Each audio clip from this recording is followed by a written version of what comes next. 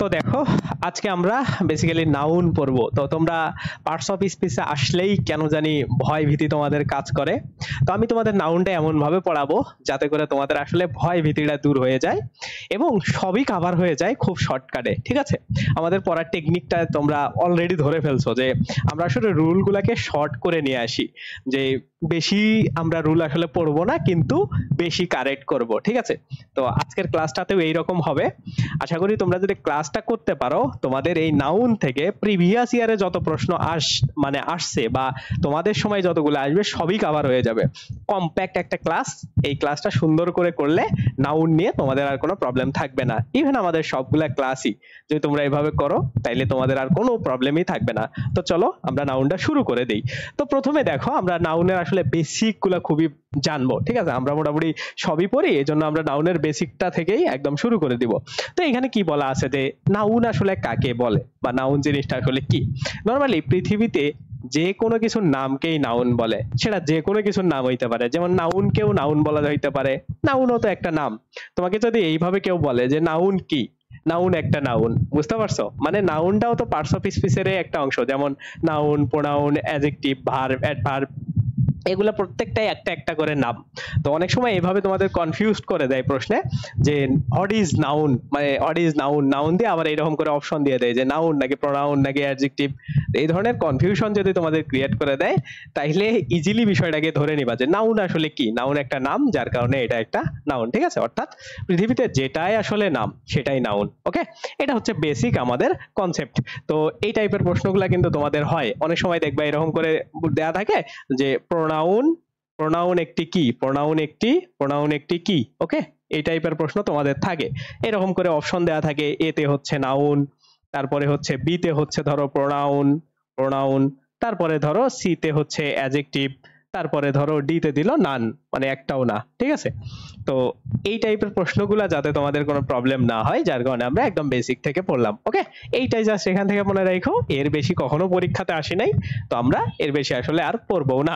তো same question দেখো, তোমরা যদি একটা ইসলামিক ইউনিভার্সিটির প্রশ্ন দেখো, এটা 2012-13 সালে চলে আসছে। প্রশ্নটা কি দেখো, যে the word adjective is an, মানে এই যে আমরা কিছুক্ষণ আগেই যে বিষয়টা নিয়ে আলোচনা করলাম, ঠিক আছে, যে নাউন একটা কি, নাউন তো সেম পার্টস অফ স্পিচের একটা অংশ কি অ্যাডজেক্টিভ, তাইলে অ্যাডজেক্টিভটা কি হবে, অ্যাডজেক্টিভটাও একটা কি হবে, নাউন হবে। বুঝতে পারছো? এই টাইপের প্রশ্নগুলা তোমাদের পরীক্ষাতে আসতে পারে। বা অল্টারনেটিভ প্রশ্ন যেটা দিছে, দা ওয়ার্ড নাউন ইজ, এই যে ওয়ার্ড নাউনটা এটা কি হিসাবে ইউজ হয়েছে বা এটাকে কি নামে ডাকা হয়, এইগুলা কিন্তু পরীক্ষাতে তোমাদের আসে। তো এই ধরনের খুবই মানে সিলি প্রশ্ন বলা যায়, তারপরে অনেক সময় পরীক্ষার হলে তোমাদের একটু কনফিউজড করে দিতে পারে। যখন এই ধরনের কনফিউজড হবা, তখন আসলে এই জিনিসটা মাথায় রাখবা, ঠান্ডা মাথায় খুবই সহজ জিনিসগুলা মানে কারেক্ট করবা। ওকে, তো এইভাবেই মোটামুটি এই টাইপের প্রশ্নগুলো আসে। তো দেখো, আমরা প্রথমে বেসিকটা পড়লাম, তারপরে ওই বেসিক থেকে কি টাইপের প্রশ্ন আসে আমরা প্রশ্ন দেখে সেটা অ্যান্সার করার ট্রাই করলাম। তো এইভাবেই আমরা নাউনটা সুন্দর করে শেষ করব। ঠিক আছে, তো এরপরে দেখো যে আমরা আসলে দেখবো যে নাউনের প্রকারভেদটা কি। ঠিক আছে, বা নাউন আসলে কয় ভাগে বিভক্ত। নরমালি দেখো, নাউনের আমরা ডিটেলস বিভক্তিতে যাওয়ার আগে বা ডিটেলস হচ্ছে তাদের যে সিকোয়েন্সটা, এটাতে যাওয়ার আগে আমরা আসলে দেখবো যে পুরো নাউনটাকে, ঠিক আছে, পুরো নাউনটাকে সাধারণত দুই ভাগে ভাগ করা যায়। একটা হচ্ছে কনক্রিট নাউন আর একটা হচ্ছে অ্যাবস্ট্রাক্ট নাউন। ঠিক আছে, তো অ্যাবস্ট্রাক্ট নাউন জিনিসটা আসলে কি, অ্যাবস্ট্রাক্ট মানে কি, এটা যদি তুমি জানো তাহলে অ্যাবস্ট্রাক্ট নাউনটাও একটা ধারণা তোমরা পাবা। অ্যাবস্ট্রাক্ট বলতে যেটা হচ্ছে বিমূর্ত আইডিয়া। বিমূর্ত মানে কি, বিমূর্ত মানে হচ্ছে একটা অদ্ভুত বা ধরো একটা কাল্পনিক ফ্যান্টাসি টাইপের আইডিয়া, এমন জিনিসগুলো যার সাথে কানেক্টেড সেইগুলা হচ্ছে অ্যাবস্ট্রাক্ট। আর কনক্রিট বলতে যেগুলো আসলে সরাসরি বাস্তবের সাথে কানেক্টেড বা যেগুলাকে আমরা বুঝতে পারি, যেগুলোর সাথে আমরা সরাসরি কানেক্টেড, সেইগুলাকে বলা হয় কনক্রিট। তো এই যে অ্যাবস্ট্রাক্ট এবং কনক্রিট, এই দুইটা নাউন, মানে এই দুইটা অংশ মিলে, নাউনের এই দুইটা অংশ মিলে টোটাল নাউনটাকে 5 ভাগে ভাগ করা হয়। তো এই যে কনক্রিয়েটের মধ্যে পড়ে এই যে 1 থেকে 4, অর্থাৎ proper noun, common noun, collective noun এবং ম্যাটেরিয়াল নাউন, আর অ্যাবস্ট্রাক্ট নাউন তো অ্যাবস্ট্রাক্ট নাউন। ঠিক আছে, তো এই টোটাল 5 ভাগে মূলত তোমাদের নাউনের বিভক্তিটা আছে। তো পরীক্ষাতে যদি তোমাদের আসে যে আসলে নাউন কত প্রকার, তো অনেক সময় তোমরা কনফিউজড হয়ে যাও। অনেকে বলো যে ভাইয়া আপনি তো বলছিলেন যে নাউন সাধারণত 2 প্রকার, আবার এক জায়গাতে দেখলাম যে নাউন মোট 5 প্রকার, তাহলে পরীক্ষাতে কোনটা দিব? দেখো, সাধারণত বলতে, এটা খুবই ভালো করে মাথায় রাখো, যে সাধারণত বলতে যে একটা বড় আইডিয়াকে সেটাকে ছোট করে ভাগ করার জন্য সাধারণত যারা প্রকাশ করা হয়। যেমন এটা ধরো একটা বড় আইডিয়া, এইখানে 5টা ভাগ, এটা একটা বড় আইডিয়া না? তো এইটাকে মানে সাধারণ অর্থে আমরা আগে ভাগ করে নিব, তারপরে অ্যাকচুয়াল অর্থে যাব। তো অ্যাকচুয়াল অর্থ কিন্তু এই 5টা, যে নাউন 5 ভাগে বিভক্ত। আর সাধারণ অর্থে কি এই 5 ভাগে আমরা 2টা প্রথমে ভাগ করে নিলাম, তারপরে আমরা 5টাতে গেলাম। সো এজন্য অ্যাকচুয়াল যেটা অর্থ সেইটাই কিন্তু পরীক্ষাতে অ্যান্সার করতে হবে। এই জন্য কখনো যদি পরীক্ষাতে আসে যে নাউন কত প্রকার, নাউন হচ্ছে মোট 5 প্রকার, এইটা দিতে হবে। ঠিক আছে? এই জিনিসটা যে কোনো কিছুর ক্ষেত্রেই মাথায় রাখবা। ওকে? অনেক সময় বাংলা ব্যাকরণ যখন পড়ো বা যে কোনো কিছুই প্রকারভেদ পড়ো, এই টাইপের জিনিসগুলাকে এইভাবে ভাববা, তাইলে তোমরা বিষয়গুলোকে বুঝতে পারবা। ঠিক আছে? তো এখন আমরা দেখবো যে এই 5 প্রকারের নাউন আসলে কিভাবে কাজ করে। মূলত আজকে আমাদের পড়াই এইটা। ঠিক আছে? আমরা খুবই এনজয় করে পড়বো, প্রশ্ন সলভ করে করেই পড়বো। আশা করি দেখবা যে খুবই ভালোভাবে তোমরা ক্লাসটা করার পরে প্রিভিয়াস ইয়ারে যত প্রশ্ন আছে সবগুলোও গাইড করতে পারবা। ঠিক আছে? তো চলো আমরা একদম ডিপলি আমাদের ক্লাসে ঢুকে যাই। এইখানে দেখো, এইখানে কি বলা আছে যে প্রপার নাউন। এখন দেখো, আমরা মানে নাউনের তো প্রথমে 5টা শ্রেণী দেখলাম, তার মধ্যে প্রথমেই ধরো প্রপার নাউন নিয়ে আলোচনা করা হয়। তো এই প্রপার নাউনটা আসলে কি, বা প্রপার নাউন দ্বারা অ্যাকচুয়ালি কি বোঝায়? দেখো, কোনো কিছু নির্দিষ্ট করে যদি আমরা কোনো কিছু বোঝাই, প্রপার শব্দের অর্থ কি? এই প্রপার শব্দের অর্থই হচ্ছে নির্দিষ্ট। ঠিক আছে? তার মানে যখন কোনো কিছুকে নির্দিষ্ট করে বোঝা হয়, বা কোনো কিছু বলতে এইখানে কি নাউন, তার মানে কোনো নামকে যখন আমরা নির্দিষ্ট করি বা একটা স্পেসিফিক করে দেই কোনো নাউনকে বা কোনো নামকে, তখন সেটাকে আমরা প্রপার নাউন বলতে পারি। যেমন তোমরা দেখো, বাংলাদেশ, পৃথিবীতে অনেকগুলা দেশ আছে, তার মধ্যে আমরা একটা দেশকে স্পেসিফিক করলাম, সেটা হচ্ছে বাংলাদেশ। ঠিক আছে? তারপরে কি দেখো, করিম, অনেকগুলা মানুষের নাম আছে, তার মধ্যে আমরা একজনের নাম বললাম যে এ হচ্ছে করিম। তো সেম ভাবে সবগুলা জিনিস আছে। যেমন হচ্ছে দা পদ্মা, মানে পদ্মার কথা বলা হয়েছে যে অনেকগুলা নদী আছে, সেই নদীর মধ্যে একটা নদী, স্পেসিফিক করে দিচ্ছে। তো এই যে স্পেসিফিক করে দেওয়ার প্রক্রিয়াটাই হচ্ছে প্রপার নাউনের মধ্যে পড়ে। ঠিক আছে? এটা হচ্ছে বেসিক একদম কনসেপ্ট। তো আমরা যদি একটা প্রশ্ন দেখি, যে প্রশ্ন আসলে কিভাবে আসে, যে সহজ জায়গাগুলা থেকে আদৌ প্রশ্ন আসে কি না। ঠিক আছে? তো এইখানে কি দেখো আছে যে what kinds of noun is Dhaka. তার মানে কি দেখো, যে কোনো একটা বিভাগকে স্পেসিফিক করে দেওয়া হয়েছে। তো যখন এইরকম বিভাগকে স্পেসিফিক করে বা একটা বিভাগ নিয়ে সুনির্দিষ্ট করে তথ্য দেয় যে বিষয়টা বা যে নামটা, সেটাকে আমরা কি বলবো? অবশ্যই প্রপার নাউন বলবো। সেই ক্ষেত্রেই এটা হচ্ছে প্রপার নাউন। ঠিক আছে? বুঝতে পারছো? মানে খুবই সহজ, এবং এই সহজ প্রশ্নগুলাও তোমাদের পরীক্ষাতে আসে। দেখবা অনেক সময় বিসিএস পরীক্ষাতেও এইরকম প্রশ্ন আসে যে বাংলাদেশের রাজধানীর নাম কি, ঢাকা নাকি উত্তর ঢাকা নাকি দক্ষিণ ঢাকা? তো এই ধরনের সহজ কিছু প্রশ্ন থাকবে। তো এই সহজ জায়গাগুলা থেকেও মোটামুটি প্রশ্ন আসে, সো আমাদের পড়তে হবে। ওকে? এরপরে যদি আমরা যাই যে কমন নাউন, তোমাদের সব থেকে যেটাতে কনফিউজ তোমরা হও, বা যেটা তোমাদের সব থেকে আসলে মাথা ঘোলায়া দেয়, তো আমি আসলে তোমাদের আজকে একটা ট্রিক শেখাবো। এই ট্রিকটা তোমরা অ্যাপ্লাই করলে মানে এই কমন নাউন নিয়ে তোমাদের আর কখনো প্রবলেম হবে না। সেটা কি, যে এই রুলগুলা পড়া প্রথমে বাদ দাও, যে কি রুল আছে এইগুলা পড়া বাদ। জাস্ট একটা জিনিস মাথায় রাখো, যে যে জিনিসটার প্রকারভেদ আছে, মানে যে জিনিসটাকে আমরা ভাগ করতে পারি, যে জিনিসটার প্রকারভেদ আছে, সেটাকেই বলা হয় কমন নাউন। জাস্ট এইটা মনে রাখো যে প্রকারভেদ আছে। আমরা পরবর্তীতে এই জিনিসগুলো দেখবো। এখন উদাহরণ যদি আমরা দেখি যে প্রকারভেদটা কিভাবে আছে, এটা তো একটু বুঝতে হবে। সেটা দেখো, এইখানে কি বলা আছে, ম্যান। এখন তুমি এই ম্যানকে যদি প্রকারভেদ করো, মানে প্রকারভেদ শব্দের অর্থ কি, ভাগ করা। যদি ভাগ করো, একটা মানুষ কেমন টাইপের হইতে পারে বলো দেখি? ছেলে হইতে পারে, তারপরে ধরো মেয়ে হইতে পারে, অথবা ধরো থার্ড জেন্ডার হইতে পারে। ঠিক আছে? তার মানে কি দেখো, এই জিনিসটাকে আমরা ভাগ করতে পারলাম। ঠিক আছে? তো এই যে প্রকারভেদ করার বিষয়টা, বা একটা ভাগ করে দেওয়া জিনিস যাচ্ছে, এই জিনিসটাকেই বলা হবে কমন নাউন। মানে যে উদাহরণগুলোকেই এইভাবে ভাগ করা যাবে সেটাকেই তোমরা কমন নাউন বলবা। এখন দেখো, তোমাদের কনফিউশন হইতে পারে যে ভাইয়া তাইলে এখন আপনি বয় এবং গার্ল, বা এই যে আলাদা করে লিখলেন ছেলে এবং মেয়ে, এইটাকে কি করবেন? দেখো, বয় এবং গার্ল এইটাও কিন্তু একটা প্রকারভেদেরই অংশ। তো আমি যখন তোমাকে বলছি যে প্রকারভেদ করা যায়, তো প্রকারভেদের অংশ যেগুলা হবে, ঠিক আছে, সেগুলাকেও তোমরা হচ্ছে কমন নাউনের মধ্যে ফলাই দিতে পারো। কারণ কি দেখো, এই যে ম্যান মানুষ, এই মানুষের মধ্যেই তো কি আছে, ধরো মেল বা হচ্ছে বয়, ঠিক আছে, বা এই মানুষের মধ্যেই কি আছে গার্ল। তার মানে কি এই যে পুরো জায়গাটা, এটা কি একটা এরিয়ার মধ্যে ঘটতেছে না, বা একটা মানে জোনের মধ্যে ঘটতেছে না? অবশ্যই। তাইলে একটা জোনের মধ্যে ধরো বিষয়টা কেমন, যে ধরো তোমরা এখানে 10 জন ক্লাস করতেছো, ঠিক আছে, তো আমি কি একজনকে শুধু পড়াচ্ছি? না। একজনকে টার্গেট করে কি পড়াচ্ছি? না। আমি যখন বলতেছি তোমাদের 10 জনকে টার্গেট করেই বলতেছি। তো বিষয়টা এমন যে এই ম্যানের মধ্যে, ম্যান ধরো একজন ব্যক্তি, এইটা ধরো আরেকজন ব্যক্তি, এটা ধরো আরেকজন ব্যক্তি, এটা ধরো আরেকজন ব্যক্তি। তো বিষয়টা তো এমন না যে এই জোনের মধ্যে বা এই ক্লাসরুমটার মধ্যে আমি জাস্ট এই ম্যানকে টার্গেট করে কথা বলতেছি, অন্যরা একদমই শুনতে পাচ্ছে না। বিষয়টা কি এমন না?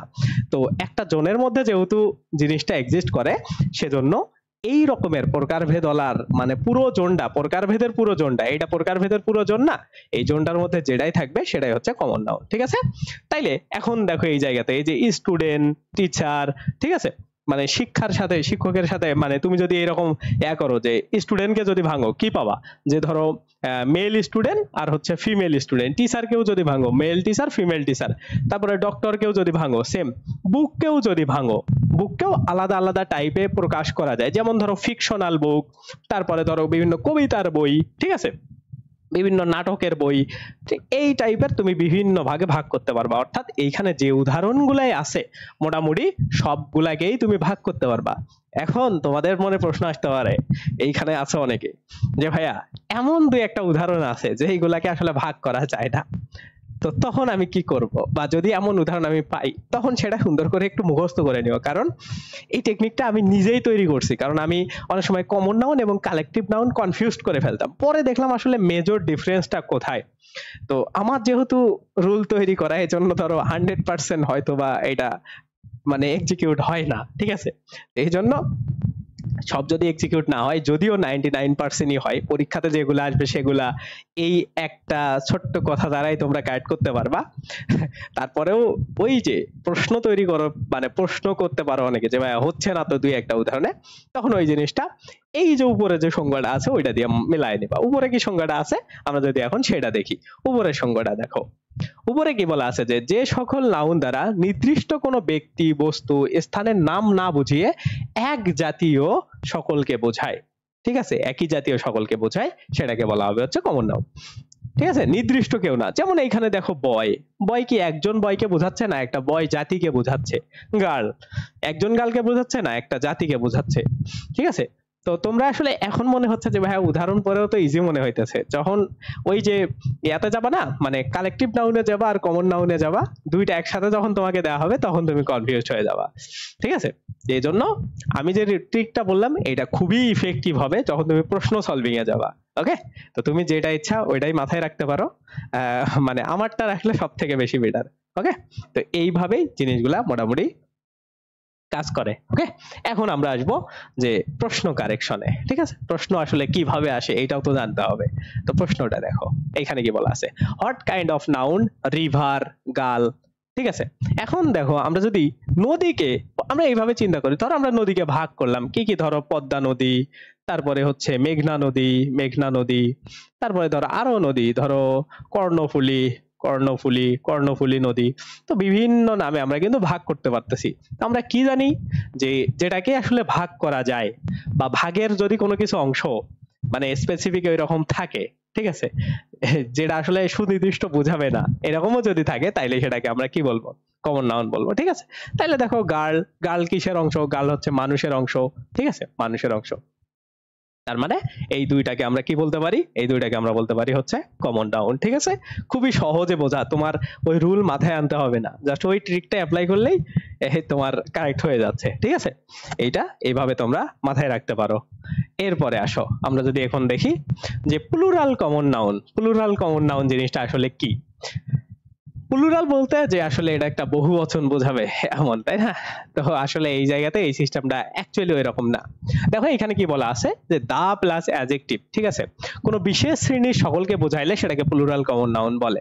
এখন দেখো আমরা যদি একটা উদাহরণ দেই, ধরো এইখানে মানে কি বলা যায় যে দা প্লাস অ্যাডজেক্টিভ মানে কি বলা আছে কমন নাউন, মানে যে কোনো একটা অ্যাডজেক্টিভ তোমরা দিবা, ঠিক আছে, তার আগে যদি দা বসায় দাও তাইলে সেটাই বেসিক্যালি প্লুরাল হয়ে যায়, তখন আর সেটা সিঙ্গুলার হয় না। কারণ কি দেখো ওইটা একটা শ্রেণীকে নির্দেশ করে, ঠিক আছে, যে ধরো কেমন দেওয়া যায়, ধরো পোর ম্যান, ঠিক আছে, এইখানে যদি আমরা এরকম লিখি যে পোর ম্যান, ওকে, পোর ম্যান, এখন ম্যানটা কি এইখানে একটা নাউন, ওকে, আর এই পোরটা কি, পোরটা হচ্ছে একটা অ্যাডজেক্টিভ। এখন এই পোরের আগে যদি আমরা দা দিয়ে দেই তাইলে কি বোঝায় দা পোর দ্বারা, আমরা কি জানি যে যদি অ্যাডজেক্টিভের আগে দা বসাই তাইলে এই পুরো অংশটা দ্বারা একটা কমন নাউন বোঝায়, ঠিক আছে, মানে একটা পুরো জাতি বোঝাচ্ছে। মানে প্রথমে পোর ম্যান বলতে কি বোঝাচ্ছে, মানে ধরো ম্যানটাকে বাদ দাও, জাস্ট পোর দ্বারা কি বোঝাচ্ছে, যে কোনো একটা গরিব বা যে কোনো একটা স্পেশালি গরিব, ঠিক আছে। তো যখন আমরা একদম দা পোর দিয়ে দিলাম তখন কিন্তু একটা মানে পুরো একটা জাতিকে বোঝাচ্ছে বা পুরো একটা জনকে বোঝাচ্ছে, ঠিক আছে। মানে বিষয়টা এমন যে যে কোনো একটা অ্যাডজেক্টিভের আগে, মানে রুল অনুসারে যে কোনো একটা অ্যাডজেক্টিভের আগে যদি তুমি দা বোঝাও সেটা হচ্ছে কমন নাউন হয়ে যায়। কি common noun? Plural common noun. এজন্যই কিন্তু তোমরা হচ্ছে দা পোরের পরে কি দাও, দা পোর আর দাও, ঠিক আছে, দা পোর ইজ কিন্তু দাও না, ঠিক আছে, বুঝতে পারছো? এটা কিন্তু তোমাদের হচ্ছে রাইট ফর্ম অফ ভার্বের ক্লাসগুলোতেও তোমরা বুঝে গেছো এই সিস্টেমটা, তো সেটাই এখানে বলা আছে। তো এই মানে রুলটা এখানে রাইট ফর্ম অফ ভার্বের জায়গায় এইখানে কেন পড়াইলো হচ্ছে এই যে এই ব্যতিক্রমটা বোঝানোর জন্য। ব্যতিক্রমটাতে কি বলা আছে দেখো, দা কাস্ট, তারপরে দা ডিসেন্ড, তারপরে হচ্ছে দা আন কি আন্ডারসাইন্ড, ঠিক আছে, দা আন্ডারসাইন্ড, মানে এই অ্যাডজেক্টিভ গুলার আগে দা বসাইলেও এগুলা আসলে প্লুরাল হয় না, এগুলা সিঙ্গুলার হয়। তো এই ব্যতিক্রমটা বোঝানোর জন্য এই কথাটা আনছে, মানে রাইট ফর্ম অফ ভার্বস এর রুলটা নিয়ে আসছে, ঠিক আছে। তো এইটা জাস্ট ইজিলি মাথায় রাখো। আমরা বেসিক্যালি হচ্ছে রাইট ফর্ম অফ ভার্ব তো এইখানে পড়তেছি না, ঠিক আছে, তারপরেও এটা মাথায় রাখো, এইটার ব্যতিক্রমটা বোঝানোর জন্য যে সব সময়ই আসলে দা প্লাস অ্যাডজেক্টিভ প্লুরাল হবে না, এটা বোঝানোর জন্য আগে তোমাকে বলা লাগছে যে দা প্লাস অ্যাডজেক্টিভটা প্লুরাল হয়, ঠিক আছে। এইখান থেকে এটা মানে একটু আলাদা টাইপের, টিপু অফ টপিক, মনে করো এটা নাউনের সাথে ওইভাবে সরাসরি কানেক্টেড টপিক না, ঠিক আছে। তো এই জন্য আমরা এটাকে তারপরেও পড়ে নিলাম, কারণ তোমাদের বইয়ে দেয়া আছে বা আমাদের শীটটা তোমাদেরকে যেটা দেওয়া হয়েছে সেটাতে দেয়া আছে, অনেক সময় তোমরা কনফিউজড হয়ে যাবা। তো তোমাদের আমরা পড়াচ্ছি মেইনলি এই জন্যই যে শীটে যা যা আছে তা যেন তোমরা ক্লাসে কভার করতে পারো, ঠিক আছে, এই জন্যই বেসিক্যালি তোমাদেরকে পড়ানো হচ্ছে। তো দেখো এইখানে সেম প্রশ্নটাই, মানে যেটা আসলে এতক্ষণ ধরে আমরা আলোচনা করলাম, এটা পরীক্ষাতে আসা একটা প্রশ্ন। দেখো এটা ইসলামিক ইউনিভার্সিটিতে আসছে, ওকে। কি বলা আছে, দা পোর আর অলওয়েজ আনহ্যাপি, ঠিক আছে, দা পোর দ্বারা একটা পুরো জাতিকে বোঝাচ্ছে, ঠিক আছে, যে একটা পুরো গরিব জাতিকে। এবং এইটা যেহেতু প্লুরাল কমন নাউনের পরে এইখানে যদি তোমাদের একটু রাইট ফর্ম অফ ভার্ব দেখাই, মানে রাইট ফর্ম অফ ভার্ব শেখাই, তাহলে বুঝবা যে প্লুরাল কমন নাউনের পরে মানে সাবজেক্ট যদি প্লুরাল হয় তাহলে সবসময় ভার্বও কি হবে, প্লুরাল হবে। তো এই জায়গা থেকে দা পোরের পরে কিন্তু আর বসে গেছে, ঠিক আছে। তো আমাদের প্রশ্ন তো আমরা আগেই জেনে গেছি যে দা পরে এটা কি, এটা হচ্ছে প্লুরাল কমন নাউন, কোথায় প্লুরাল কমন নাউন, ঠিক আছে। আর আটটা কেন বসলো, ওই প্লুরাল সাবজেক্টের কারণে প্লুরাল ভার্ব বসে, এই কারণেই আটটা বসে গেল, ঠিক আছে। তো আমরা একটু ডিটেলসই আলোচনা করি যাতে তোমাদের আরো বুঝতে সুবিধা হয় বা কানেক্ট করে পড়তে পারো। যখন কানেক্ট করে পড়তে পারবা তখন মজা পাবা বিষয়গুলোতে, ঠিক আছে। এইটা হচ্ছে এইখানের প্রশ্ন। এখন যদি আমরা একটু দেখি কালেকটিভ নাউন, ঠিক আছে, যে কালেকটিভ নাউন দ্বারা কি বোঝায়। তো দেখো আমরা যখন কমন নাউনের সংজ্ঞাটা পড়ছিলাম তখন কিন্তু একটা সমষ্টি ইনডিরেক্টলি বোঝাচ্ছিল এবং একটা জাতিকে টার্গেট করে কথা বলা হচ্ছিল, যে একই জাতীয় কোনো জিনিসের সমষ্টি বোঝায়। এখন যদি সেম জিনিসটা তোমরা এই জায়গাতে এসে সংজ্ঞা আকারে পড়ো, কনফিউজড হয়ে যাবা। দেখো কেমনে, কি বলা আছে, যে যে সকল নাউন দ্বারা সমজাতীয় কিছু ব্যক্তি বস্তুর সমষ্টিকে বোঝায়। বুঝতে পারছো? মানে দুইটার সংজ্ঞা একই। এখন তোমরা কনফিউজড হয়ে যাবা যে ভাইয়া কমন নাউন দ্বারাও একই জাতীয় কোনো জিনিসের সমষ্টি বোঝাচ্ছিল, এই জায়গাতেও দ্বারাও প্রায় সেমই বোঝাচ্ছে, তাইলে পার্থক্যটা কোথায় করব? এই যে পার্থক্যটা করতে পারবাই হচ্ছে আমার ওই ট্রিকটা দ্বারা। আমরা কমন নাউনে কি দেখছি, যে ওইটার আসলে কি মানে প্রকারভেদ করা যায়, তাইলে কালেকটিভ নাউনে এসে কি হবে, কালেকটিভ নাউনে এসে এতটুকু মনে রাখা লাগবে যে এইটাকে আসলে নির্দিষ্ট প্রকারভেদে ভেদ করা যায় না, বা লজিক্যাল অর্থে এটাকে প্রকারভেদ করা যায় না, ঠিক আছে? তার মানে যদি লজিক্যাল অর্থে প্রকারভেদ করা যায় তাইলে সেটাকে কি বলা হয়? সেটাকে কালেক্টিভ নাউন, মানে কমন নাউন। আর যদি লজিক্যাল অর্থে কোনো কোনো কিছুকে বা কোনো শব্দকে যদি আমরা প্রকারভেদ না করতে পারি তাইলে সেটাকে বলা হয় কালেক্টিভ নাউন, ঠিক আছে? মানে খুবই সিম্পল। দেখো তাইলে তোমার এই যে রুল টুল গুলা এগুলা মাথায় রাখা লাগতেছে না।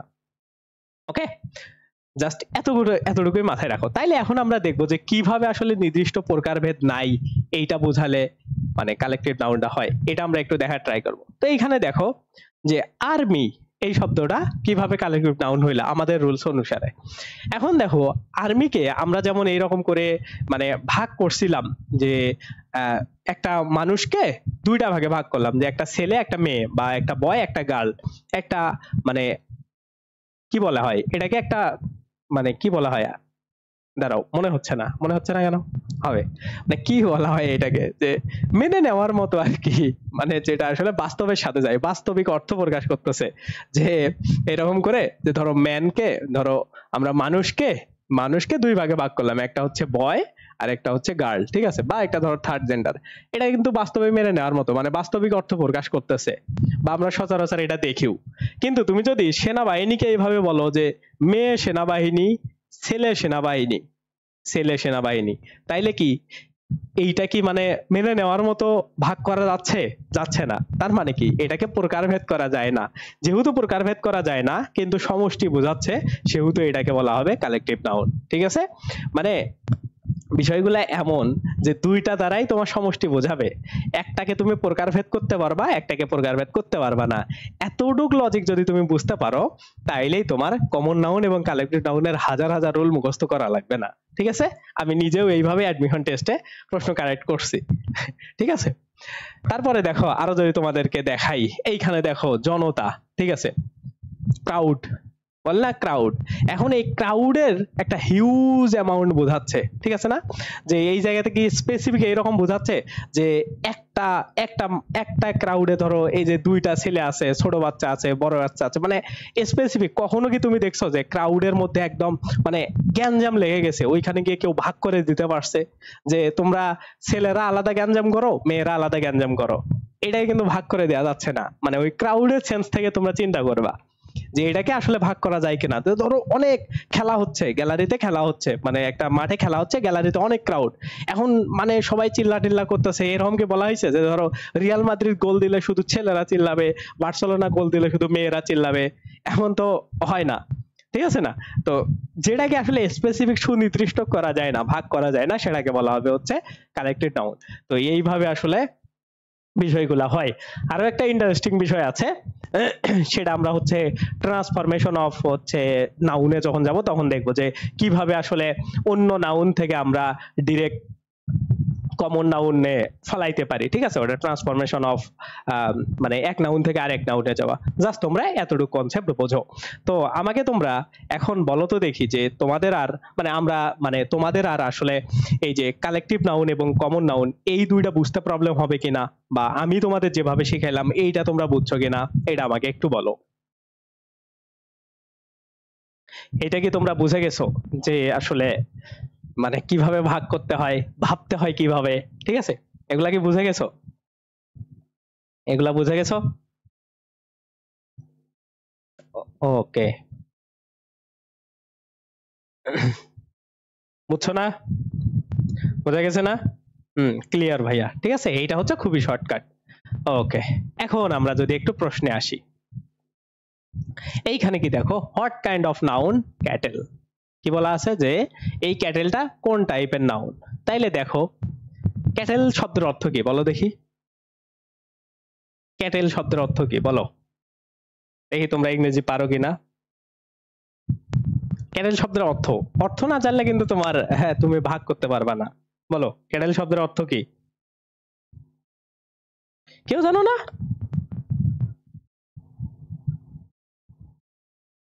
কেউই জানো না?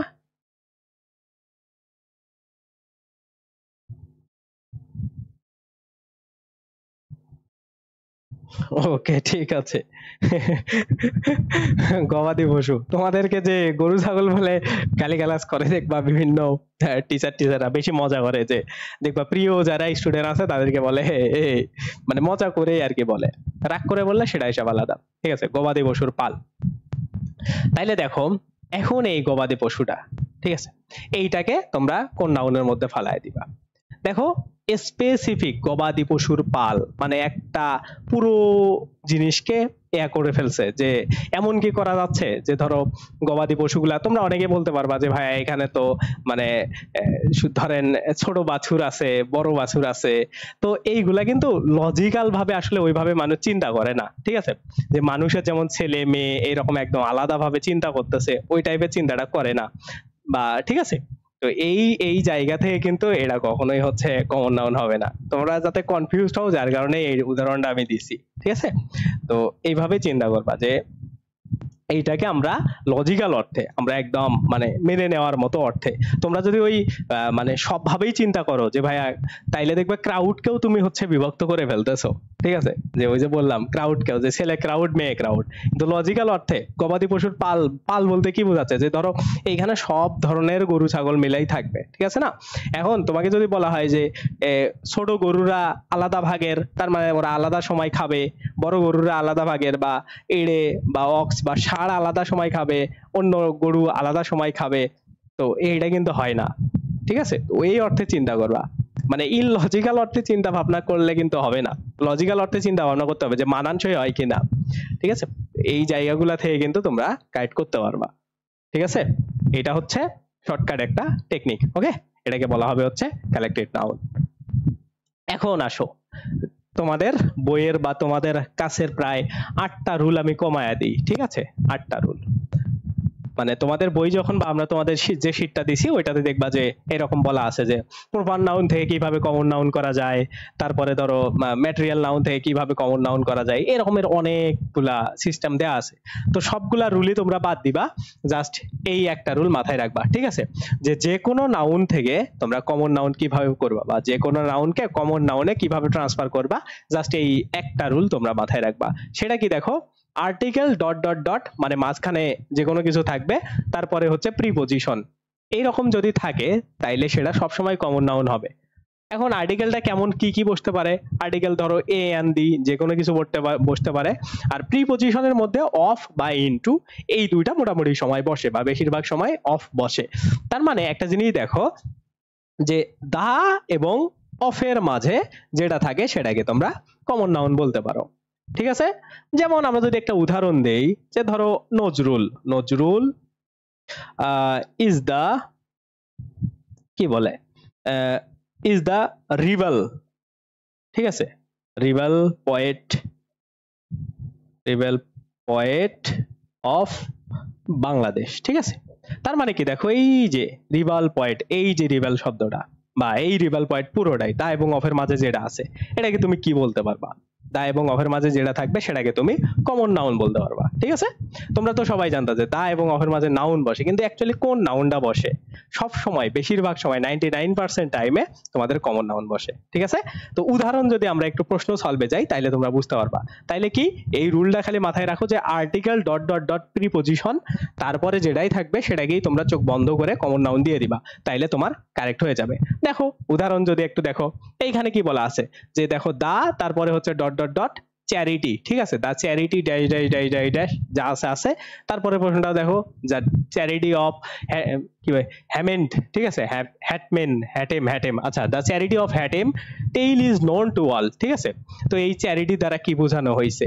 তার মানে আমরা কি জানি, যে যদি এই যে আর্টিকেল এবং যদি প্রিপজিশনের মাঝে যে শব্দটাই থাকবে সেটাকে আমরা বলতে পারবো হচ্ছে কমন নাউন। ঠিক আছে, বুঝতে পারছো? বুঝতে পারছো? তো এই একটা শর্টকাট টেকনিক তোমাদের অনেকগুলা রুল মানে বাঁচায় দিবে, বা অনেকগুলা রুল তোমাদের আসলে পড়া লাগবে না। তো তোমাকে যদি তুমি রুল মনে করতে, তাইলে তোমাদের কি কি হইতো দেখো, যদি তুমি মূল করতে, তাইলে তোমার প্রপার নাউন থেকে কমন নাউন কিভাবে হয় এটার জন্য একটা রুল মুখস্থ করা লাগতো। তারপরে ধরো ম্যাটেরিয়াল নাউন থেকে কমন নাউন কিভাবে হয় এটার জন্য আলাদা একটা, কালেকটিভ নাউন থেকে কমন নাউন কিভাবে হয় এটার থেকে আলাদা। তো এইগুলা মানে একদমই বাদ, তুমি বুঝতেই যাবা না যে এটা কি নাউন আছে বা কি না আছে, কিছু কিছু বোঝার দরকার নেই, জাস্ট দেখবা দা এবং অফ বা হচ্ছে আর্টিকেল ডট ডট ডট, এই যে এটা আর্টিকেল, এটা হচ্ছে ডট ডট ডট অংশে, ঠিক আছে, এই দুটার মধ্যে আর্টিকেল এবং এই ডট ডট অংশে যে কোনো একটা নাউন, তারপরে যদি একটা প্রিপজিশন থাকে, প্রিপজিশন গুলো কি থাকতে পারে, অফ অথবা ইনটু, এইগুলা যদি থাকে মাঝখানেরটা সব সময় কালেক্ট মানে কমন নাউন হবে, ঠিক আছে। এই জিনিসটা জাস্ট মাথায় রাখো, তাইলেই তোমাদের আর কিছু করা লাগবে না। আর ক্লাসের নোট গুলা করবা, ঠিক আছে, ইংরেজি ক্লাসের নোট কইরো, দেখবা অনেক পড়াশোনা কমে যাচ্ছে।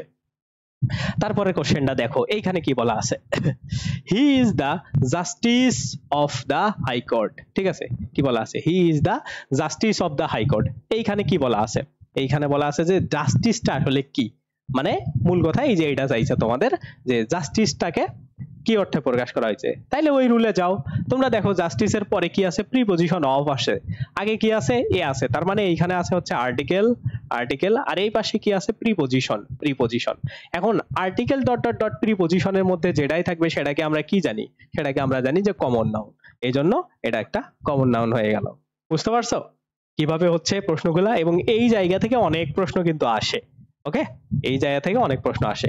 তারপরে দেখো, আবার দেখো যে Nazrul Islam is the Shelley of Bangladesh, ঠিক আছে, তার মানে এই দেখো দা এবং অফের মাঝে যে কোনো একটা, দা কি একটা হচ্ছে আর্টিকেল, আর এইখানে এটা কি একটা প্রিপজিশন, তার মানে আর্টিকেল ডট ডট ডট প্রিপজিশনের মধ্যে যা থাকবে তাকে আমরা কি বলবো, সেটাকে আমরা বলবো কমন নাউন। ঠিক আছে, বুঝতে পারতেছো? আর কি কারো কোনো প্রবলেম আছে এইটাতে? আর কারো প্রবলেম থাকার কথা না। দেখছো মানে খুবই সহজ একটা রুল, বাট প্রশ্ন আসে কত ডিপ, মানে কত বেশি। ওকে, এইটা ভালোভাবে মাথায় রাখো। এখন দেখো আমরা আর একটা জিনিস শিখবো, সেটা হইলো কি, যে কমন নাউন, বিশেষ করে তোমাদের জাস্ট একটাই মানে প্রশ্ন বেশি আসে, যে কমন নাউনকে টার্গেট করেই সব থেকে বেশি প্রশ্ন আসে। Proper noun, collective noun, material noun, এইগুলা থেকে অত প্রশ্ন আসে না, সব থেকে বেশি প্রশ্ন আসে কমন নাউন থেকে, ঠিক আছে। তো প্রথমে তো আমরা শিখছি, আমি যদি আরো একটু তোমাদের ওভারভিউ করি যে কমন নাউন কি, যে যেটাকে আমরা বিভক্ত করতে পারি সেইটা। তারপরে এখন শিখলাম দা এবং অফের মাঝে, এইটা দিয়েও মনে রাখলেও হবে, দা বলতে আর্টিকেল আর অফ বলতে প্রিপজিশন, এই দুইটার মাঝে যা থাকে তাই হচ্ছে কমন নাউন, ঠিক আছে। এই দুইটা ওয়ে হচ্ছে কমন নাউন চেনার। এখন দেখো কমন নাউন এবং কানেক্টেড নাউন এই দুইটা পরস্পরে কিভাবে কার সাথে কানেক্টেড, ঠিক আছে। এটা দেখো এখানে কি বলা আছে, যে কমন নাউনের সমষ্টি, এটাকে বলা হয় হচ্ছে কালেক্টেড নাউন। তাইলে এখন তোমরা আরো ভালো করে বুঝতে পারবা। আমরা কি জানি যে কমন নাউন, কমন নাউনকে কি করা যায়, ভাগ করা যায়। তার মানে আমরা যদি একটা উদাহরণ দেই, এই জায়গাতে দেখো প্লেয়ার, প্লেয়ারটা কেন কমন নাউন হইলো, প্লেয়ারের মধ্যে মানে তুমি আলাদা করে এরকম করে ভাগ করতে পারবা।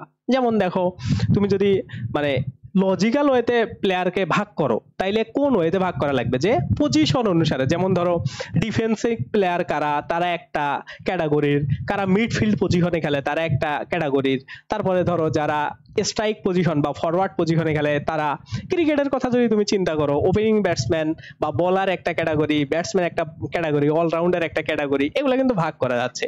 তাইলে যখন ভাগ করা যাবে তাহলে সেটাকে আমরা কি বলি, যে যেটা ভাগ করা যায় সেটাকে হচ্ছে কমন নাউন। এই জন্য কিন্তু প্লেয়ারটা হচ্ছে কমন নাউন হইলো। এখন এই কমন নাউনের যদি আমরা সমষ্টি করি, যেমন দেখো প্লেয়ার, প্লেয়ারের মধ্যে ধরো আমি ধরো আমাদের বাংলাদেশ ক্রিকেট টিমের একটা প্লেয়ারের লিস্ট করতেছি। ধরো 1 নম্বরে আমরা দিলাম যে ধরো কাকে দিলাম, ধরো LKD লিডন কুমার দাস, ঠিক আছে। 2 নম্বরে দিলাম ধরো তানজিম সাকিব, না তানজিম সাকিব না, এর নাম কি, যাই হোক এটা একটা, ধরো আমরা কাকে দিলাম, বিজয়কে দিলাম, বিজয়কে দিলাম ওপেনিং ব্যাটসম্যান। এইরকম করে ডট ডট ডট ধরো 11 নম্বরে আমরা দিলাম হচ্ছে তাসকিন আহমেদকে।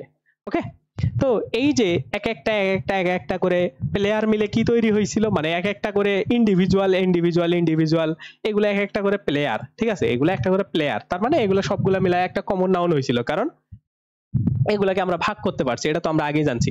এখন এই যে পুরো প্লেয়ারটা মেলায়া যখন আমাদের একটা বাংলাদেশ টিম হইলো, ঠিক আছে, একটা কি হইলো, বাংলাদেশ, বাংলাদেশ টিম।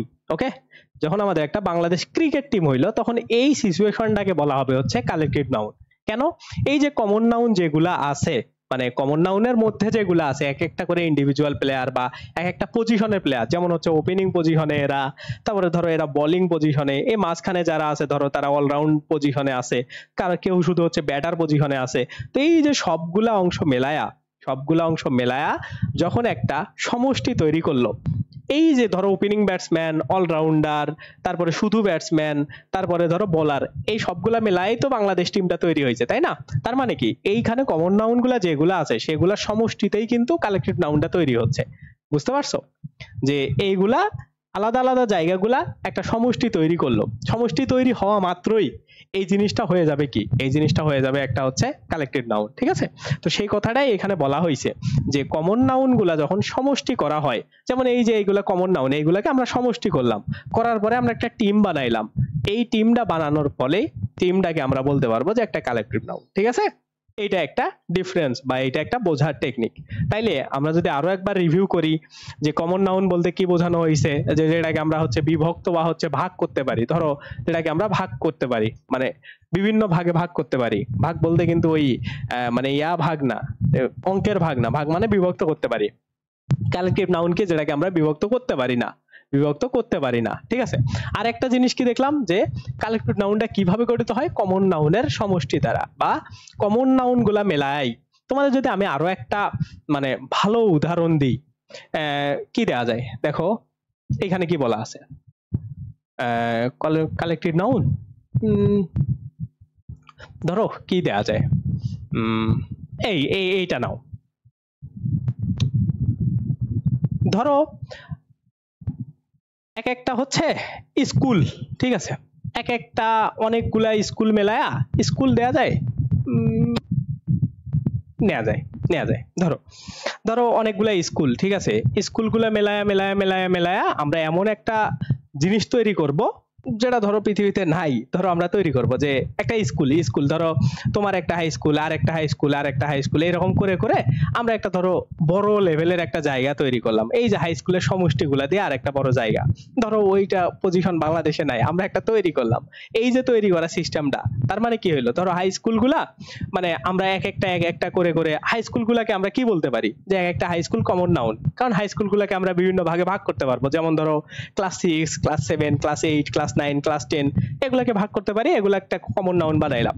তারপরে ধরো অনেকগুলো হাই স্কুল মেলায়া আমরা ধরো একটা নাম দিয়ে দিলাম, কেমন ধরো কলেজ আর হাই স্কুলের মাঝখানে কি দেয়া যায়, কি দেয়া যায়, ধরো প্রেম স্কুল নাম দিয়ে দিলাম। ঠিক আছে, যে অনেকগুলো হাই স্কুল মেলায় একটা প্রেম স্কুল হয়, তো এই যে হাই স্কুলের সমন্বয়ে প্রেম স্কুলটা যখন হবে, সেই প্রেম স্কুলটাকে বলা হবে হচ্ছে কালেক্টিভ নাউন। ঠিক আছে, মানে মূল কথা হইলো মানে কমন নাউন যতগুলাই আছে এগুলাকে তুমি যখন সমষ্টি করবা, করে যখন একটা আউটপুট বের করবা, ঠিক আছে, তখন সেটাকে বলা হবে হচ্ছে কালেক্টিভ নাউন।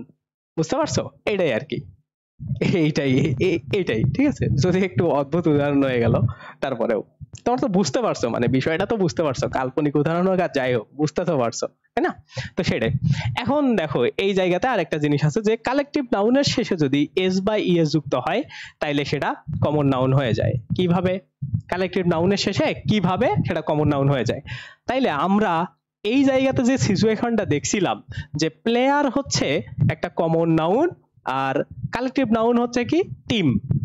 তারপরে আমরা কি শিখলাম যে এই যে কালেক্টিভ নাউনটা আছে টিম, এর সাথে যদি আমরা এস বা ইএস যুক্ত করি, ধরো আমরা টিমের সাথে এস যুক্ত করলাম, কি হইলো? টিমস। তাইলে যখন আমরা এই যে এস যুক্ত করলাম তখন এইটা হয়ে যাবে কি, এইটা হয়ে যাবে কমন নাউন। কেমনে আমি তোমাকে বুঝাই। ধরো যখন আমি এই জায়গাতে টিমস লিখলাম, টিমস লিখলাম, তার মানে কি এই জায়গাতে অনেকগুলা টিম আছে। বুঝতে পারছো, অনেকগুলা টিম আছে। যেমন আমি তোমাকে যদি বুঝাই, ধরো এই যে এখন চ্যাম্পিয়ন্স লিগ খেলা চলতেছে, চ্যাম্পিয়ন্স লিগ ফুটবলের খেলা, যারা বোঝো তারা তো বোঝোই। তো এখন এই চ্যাম্পিয়ন্স লিগে ধরো দল আছে 32টা, ঠিক আছে, দল এই বছর কয়টা? 32টা। তো এই 32টা দল মেলায়া একটা টুর্নামেন্ট হচ্ছে যার নাম হচ্ছে চ্যাম্পিয়ন্স লিগ। ঠিক আছে, যার নাম হচ্ছে চ্যাম্পিয়ন্স লিগ, যার নাম হচ্ছে চ্যাম্পিয়ন্স লিগ। বুঝতে পারছো? তার মানে কি যখন এই জিনিসগুলাকে আমরা এই টিমটাকে আলাদা আলাদা 32টা ভাগে ভাগ করলাম, যেমন 1 নম্বরে ধরো রিয়াল মাদ্রিদ, 2 নম্বরে ধরো কি বলা যায়, ধরো ম্যান সিটি, 3 নম্বরে ধরো হচ্ছে কাকে বলা যায়, ধরো বার্সেলোনা। ঠিক আছে, এরকম করে 32টা দল।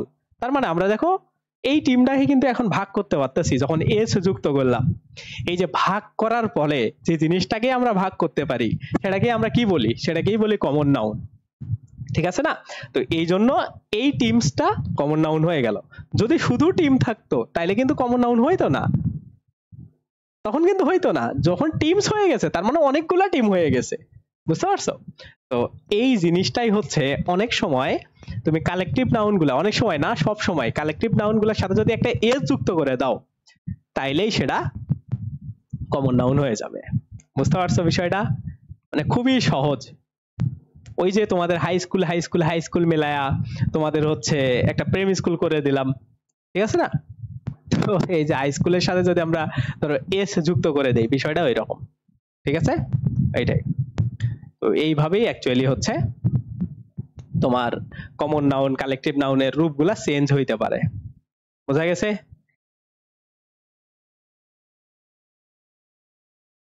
ঠিক আছে, এটা তো না বোঝার কিছু নাই। আচ্ছা দাঁড়াও, তোমাকে আরেকবার সুন্দর করে বোঝায় দিই। দেখো সবাই আর একবার দেখো লাস্ট, ঠিক আছে? তোমাদের আমি এটা ওভারভিউ বলতে পারো যে কমন নাউন কালেকটিভ নাউন কিভাবে হয়। তো আমরা নরমালি কমন নাউন বলতে কি জানি, যে যে জিনিসকে ভাগ করা যায়। ওকে, যে জিনিসকে ভাগ করা যায়। এখন ধরো আমরা প্লেয়ার, প্লেয়ার, ওকে, প্লেয়ার লিখলাম, এটা হচ্ছে কমন নাউন। কেন? এটাকে আমরা ভাগ করতে পারতেছি কিভাবে? ধরো এই জায়গাতে আমরা ফুটবলে দিই, ধরো ডিফেন্সিভ পজিশন, ডিফেন্ডার, ডিফেন্ডার্স, ঠিক আছে? তারপরে ধরো এইখানে আমরা মিডফিল্ডার দিয়ে দিলাম, মিডফিল্ডার। তারপরে ধরো এই জায়গাতে দিয়ে দিলাম হচ্ছে ফরওয়ার্ড, ঠিক আছে? Forward position. তিনটা পজিশনের মিলে মানে আমরা এই প্লেয়ারটাকে ভাগ করতে পারলাম তিনটা স্ট্র্যাটেজি, এই তিনটা স্ট্র্যাটেজিতে। তো তিনটা স্ট্র্যাটেজিতে যখন ভাগ করলাম তখন আমরা অবশ্যই এটাকে কমন নাউন বলবো, কারণ আমরা কি জানি যে কমন নাউনকে ভাগ করা যায়। ওকে, এখন কি বলা আছে যে কমন নাউন যেগুলা আছে এইগুলা সমষ্টিকে বলা হয় কি কালেকটিভ নাউন, ঠিক আছে? এখন দেখো এই কমন নাউন গুলার এই যে এই যে একটা, এই যে একটা, এই যে একটা, মানে যেগুলাই কমন নাউন আছে সেগুলাকে যখন আমরা সমষ্টি করব, একদম সমষ্টি করব, এই যে প্লেয়ার প্লেয়ার প্লেয়ার অনেকগুলো এরকম করব, তখন এটা কিসে পরিণত হবে? প্লেয়ার থেকে সমষ্টি করার পরে যে অনেকগুলো প্লেয়ার মিলায়া কি তৈরি হচ্ছে? একটা টিম তৈরি হচ্ছে, টিম। ওকে, তো এই টিমটা যখন তৈরি হবে এই টিমটাকে বলা হবে কি কালেকটিভ নাউন। কেন? কারণ কমন নাউনের সমষ্টিকেই কালেকটিভ নাউন বলে, ঠিক আছে? এখন আসো প্রশ্নটা, যে এই কালেকটিভ নাউনটা আবার কমন নাউনের মতো হইতে পারে কেমনে? যদি আমরা এই কালেকটিভ নাউনটা শেষে একটা এস কিংবা ইএস যুক্ত করে দিই। ওকে, তো এস বা ইএসটা যুক্ত করলে কিভাবে আবার কমন নাউন হচ্ছে সেটা আমি তোমাদেরকে দেখাচ্ছি, ঠিক আছে? এই দেখো টিমের সাথে যদি আমরা এস যুক্ত করি তাইলে আমরা খুবই ভালো করে বোঝো, আমরা কমন নাউন বলতে কি জানি? যে জিনিসকেই ভাগ করা যায়। দেখো যখন আমরা টিমস করলাম তার মানে কি এইখানে ধরো অনেকগুলা টিমস আছে। ধরো ওই যে বুঝাইলাম যে ধরো 1 নম্বরে ধরো বাংলাদেশ টিম আছে, 2 নম্বরে ধরো ইন্ডিয়া আছে, 3 নম্বরে ধরো আফগানিস্তান আছে, তারপরে ধরো 4 নম্বরে শ্রীলঙ্কা আছে। অনেকগুলা টিম আছে মিলায়া ধরো একটা এশিয়া কাপ হচ্ছে, ঠিক আছে না? তো এই যে যখন আমরা এস যুক্ত করলাম তখনই তো এই জিনিসগুলা ভাগগুলা আসলো। এস যুক্ত করার আগে ভাগগুলা ছিল না। এস যুক্ত করার আগে যখন ভাগগুলা ছিলই না, যে জিনিসকে ভাগ করা যায় না সেটাকে কি বলা হয়? সেটাকে কালেকটিভ নাউন বলা হইতো। এজন্য যখন শুধু টিম ছিল, ভাগ করা যাইতো না, তখন হচ্ছে সেটা কালেকটিভ নাউন ছিল। যখন এস যুক্ত করে দিলাম আমরা এই টিমের সাথে, তখন এইটাকে আমরা বিভিন্ন দলে ভাগ করতে পারতেছি। আর বিভিন্ন দলে যখন ভাগ করতে পারতেছি তখন সেটাকে আমরা কমন নাউন বলবো, কারণ আমরা জানি আগে যে যে জিনিসকেই ভাগ করা যায় সেটাকেই কমন নাউন বলা হয়, ঠিক আছে? এখন কি বুঝতে পারছো যে কিভাবে আসলে কালেকটিভ নাউনটা কমন নাউন হইতে পারে? এইভাবেই হইতে পারে, এর থেকে ইজিলি আর কি বোঝানো সম্ভব না, ঠিক আছে? এখন কি বোঝা গেছে?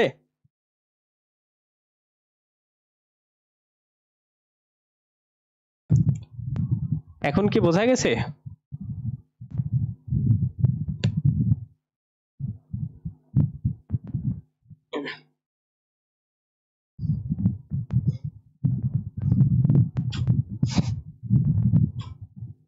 বুঝতে পারছো? জি, ওকে, ঠিক আছে। তো এইটাই হচ্ছে এখানকার মানে বেসিক আর কি তোমাদের তথ্য। ওকে, এখন আমরা আসবো হচ্ছে ম্যাটেরিয়াল নাউনে, ঠিক আছে? এখন হচ্ছে ম্যাটেরিয়াল নাউন। ম্যাটেরিয়াল নাউনটা দ্বারা আসলে কি বোঝায়? দেখো যে যে সকল নাউন দ্বারা কোনো পদার্থে পৃথিবীতে বিদ্যমান সম্পূর্ণভাবে মানে অস্তিত্ব আছে এমন কিছু বোঝায় বা সংখ্যা গণনা করা মানে ইত্যাদি ভাবে বোঝায়, এবং যাদের দ্বারা সংখ্যা গণনা করা বোঝায় না কিন্তু একক পরিমাপ করা বোঝায়, ঠিক আছে, মানে ওই যে ওজন করা এমন, ঠিক আছে, যেটাকে আসলে গণনা করা যায় না কিন্তু ওজন টোজন করে মাপা যায়, সেটাকে ম্যাটেরিয়াল নাউন বলে। যেমন দেখো হচ্ছে ডায়মন্ড, গোল্ড, আয়রন, তারপরে হচ্ছে ওয়াটার, অয়েল, এগুলাকে কিন্তু দেখো রাইস, অয়েল, ওয়াটার, এগুলাকে কিন্তু তুমি হচ্ছে গুনতে পারবা না, এগুলাকে ওজন করে মাপতে হয়।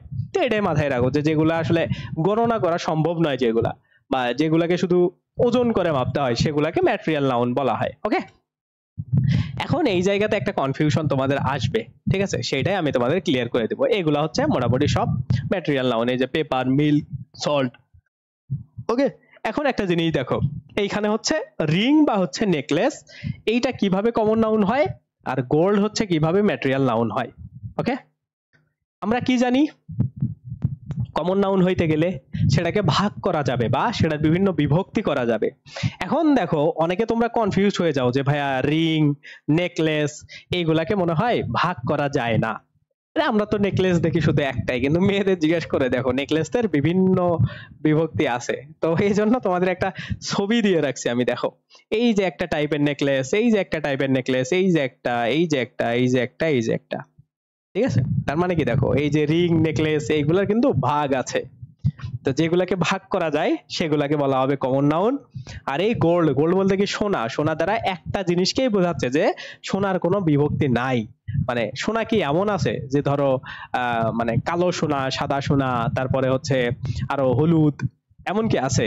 মানে এগুলো কি লজিক্যাল না? গোল্ড তো গোল্ডই, গোল্ড তো গোল্ডই, ঠিক আছে। তো যেহেতু যেটাকে বিভক্তি করা যাচ্ছে না, ঠিক আছে, সেটা তো অটোমেটিক্যালি কমন নাউন হবে না, কারণ কমন নাউন না হইলে যে কোনো নাউন হইতে পারে, ঠিক আছে। এখন গোল্ডকে আমরা যেহেতু গুনেও কোনো কিছু করতে পারি না, এটাকে ওজন করে মাপতে হয়, এই জন্য এটা ম্যাটেরিয়াল হয়ে গেল, ঠিক আছে। বুঝতে পারছো? অনেক সময় তোমাদের কনফিউজড হয়ে যায় যে ভাইয়া রিং, নেকলেস এগুলো কমন নাউন হয় কিন্তু গোল্ড আসলে কেন কমন নাউন হয় না, ঠিক আছে। বুঝতে পারছো? এখন এই জায়গা থেকে তোমাদের এই জিনিসটা বুঝতে হবে, মানে আমি একটাই লজিক দিয়ে তোমাদের পুরো কমন নাউন, কালেক্টিভ নাউন শেষ করে দিছি। এই একটা ছোট্ট একটা লজিক, এটা জাস্ট একটু বুঝতে হবে, ঠান্ডা মাথায় বুঝতে হবে, তাইলে হাজার হাজার রুল থেকে মুখস্থ থেকে বেঁচে যাবা। আর যদি না বোঝো তাইলে রুল মুখস্থ করে নিও, ঠিক আছে। ওকে, এখন তাইলে আমরা একটু প্রশ্ন দেখি, ঠিক আছে। দেখো ওয়াটার, তারপরে গোল্ড, এগুলা কোন টাইপের নাউন, এটা হচ্ছে বিউপির একটা প্রশ্ন, ঠিক আছে।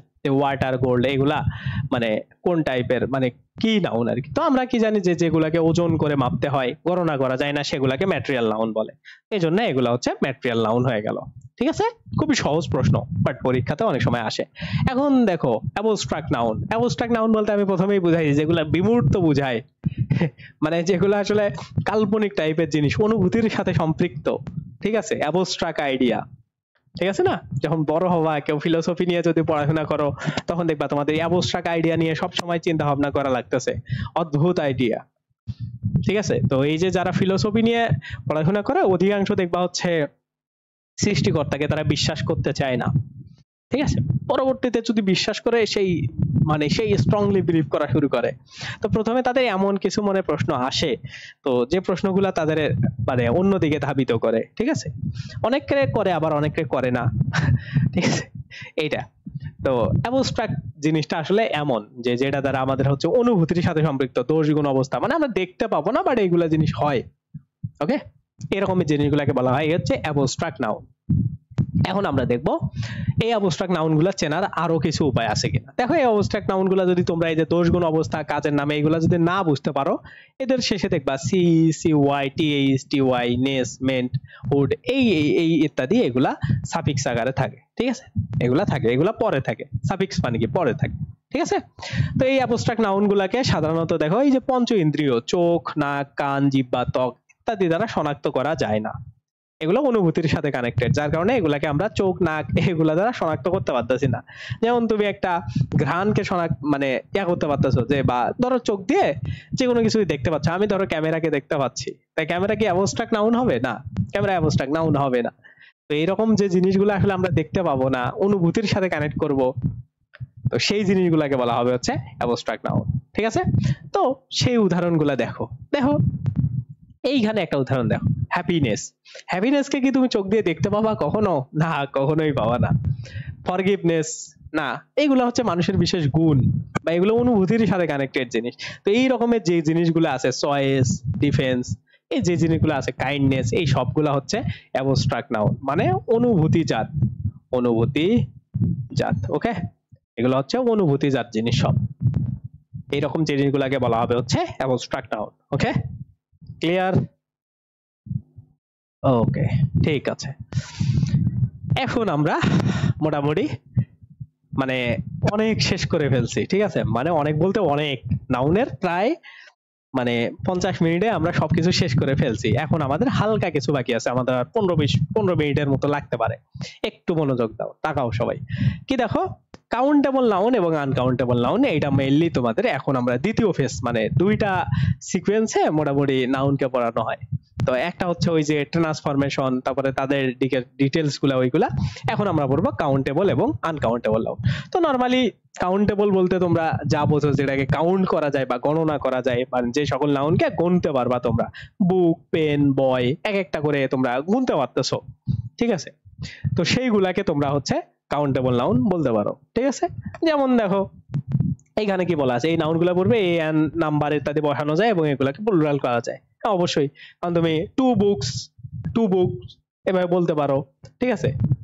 তারপরে এ কি বলা যায়, ধরো এ পেন, ঠিক আছে, একটা পেন, এরকম করে, বা ওয়ান পেন, এরকম করে নাম্বার যে কোনো কিছু বসাইতে পারো।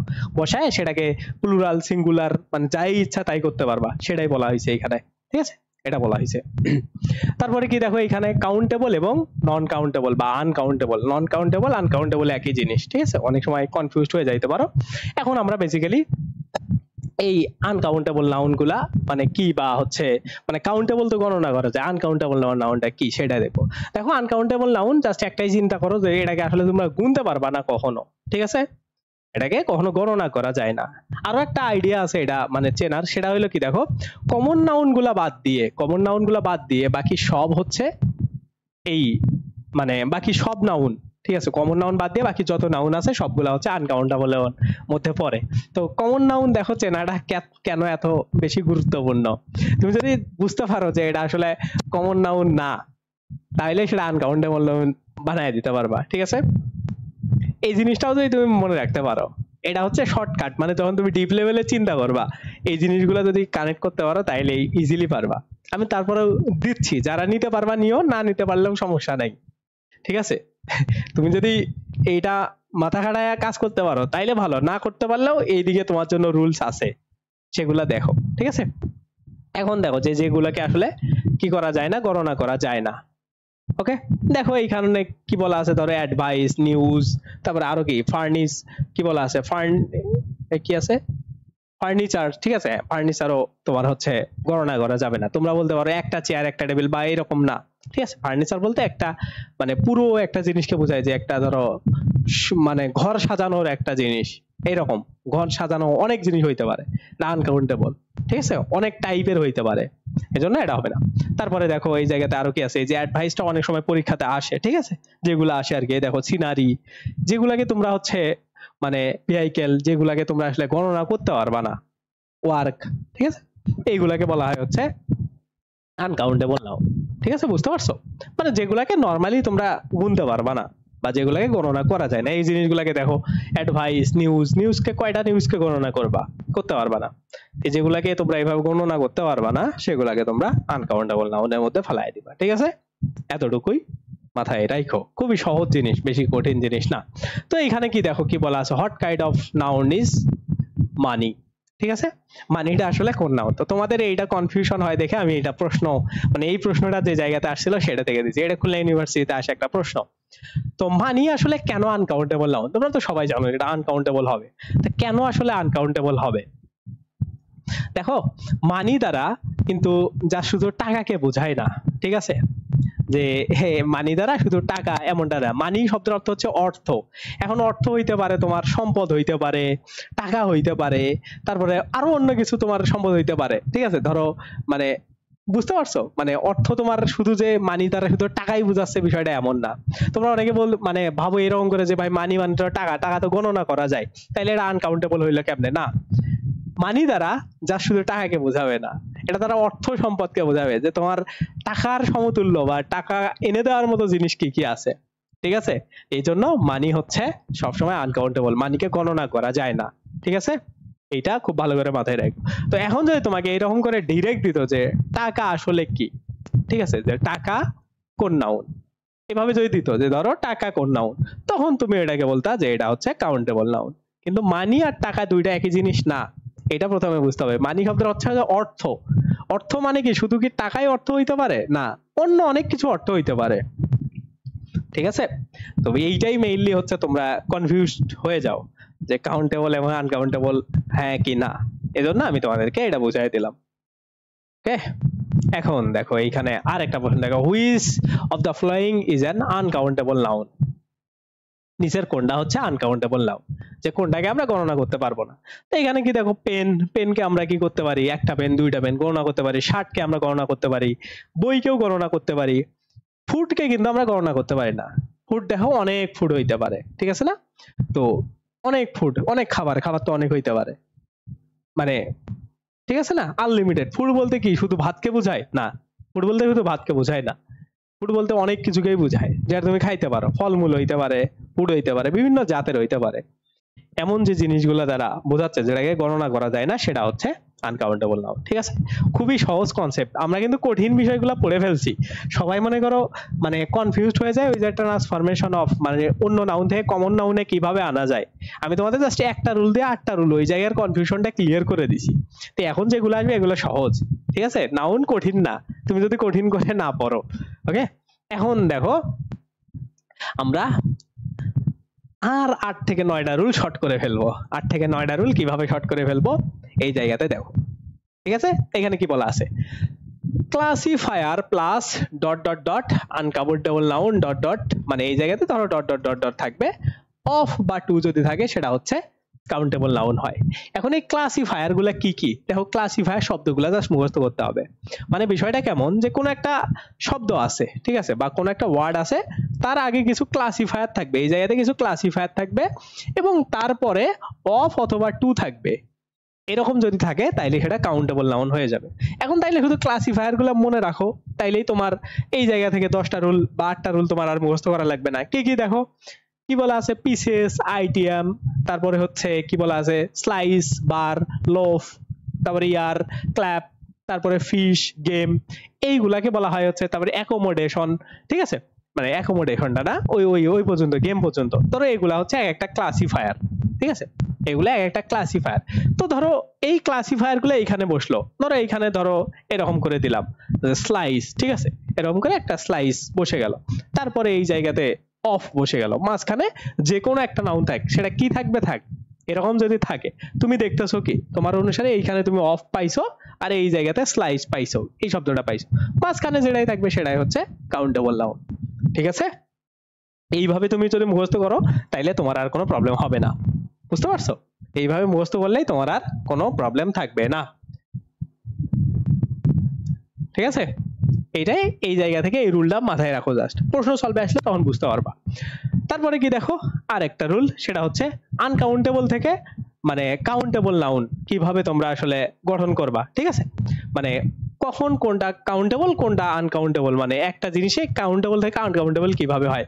তো এইখানে কি দেখো, ফার্নিচার, তারপরে হচ্ছে ট্রাফিক, ওয়ার্ক, নিউজ, এই সবগুলা হচ্ছে আনকাউন্টেবল, কারণ এগুলাকে গণনা করা যায় না। কিন্তু এইগুলাকে যদি আমরা চাই, এগুলাকে যদি আমরা চাই কাউন্টেবলে পরিণত করতে পারবো কিভাবে দেখো, ফার্নিচার, ফার্নিচারকে যদি আমরা এ চেয়ার বানায়া দেই, তাইলে এই চেয়ারটা একটা কাউন্টেবল হইলো। ঠিক আছে, অনেক সময় পরীক্ষাতে আসে যে এই ট্রাফিকের কাউন্টেবল নাউন কোনটা, ট্রাফিকের কাউন্টেবল নাউন হচ্ছে এ কার, কারণ কি অনেকগুলা কার মেলায়া একটা ট্রাফিক তৈরি হয়েছে।